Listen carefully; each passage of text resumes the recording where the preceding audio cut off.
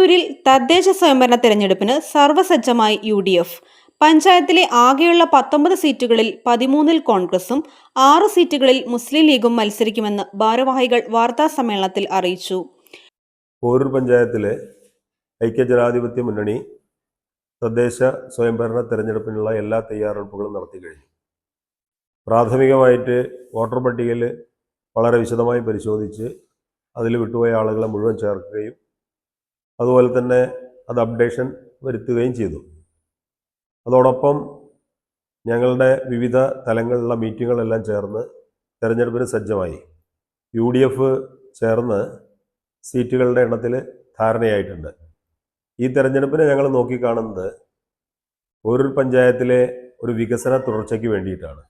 കഴിഞ്ഞ 5 വർഷക്കാലം സമാനതകളില്ലാത്ത വികസനമാണ് പോരൂർ പഞ്ചായത്തിൽ നടന്നിട്ടുള്ളത്. അതിലേറ്റവും പ്രധാനപ്പെട്ടത് 600 വീടില്ലാത്ത ആളുകൾക്ക് വീട് നൽകാൻ പോരൂർ പഞ്ചായത്തിൽ സാധിച്ചു.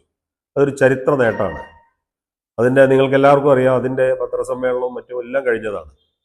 അവരുടെ വിശദമായ ഒരു കൺവെൻഷൻ, ഈ 600 ഉപഭോക്താക്കളുടെ വിശദമായ ഒരു കൺവെൻഷൻ നടക്കുകയുണ്ടായി.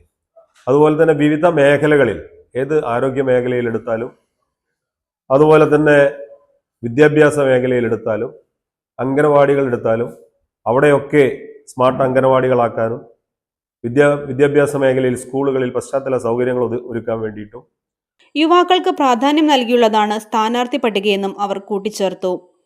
വാർത്താ സമ്മേളനത്തിൽ UDF chairman KT Rasheed, convener M Velayudhan, KPCC member P Vasudevan, INTUC panchayat president P Unnikrishnan, IUML panchayat president Ayyub Khan, Ashraf Patel, Sharif Maranchery എന്നിവർ പങ്കെടുത്തു. News bureau, Nilambur Vision, Wandoor.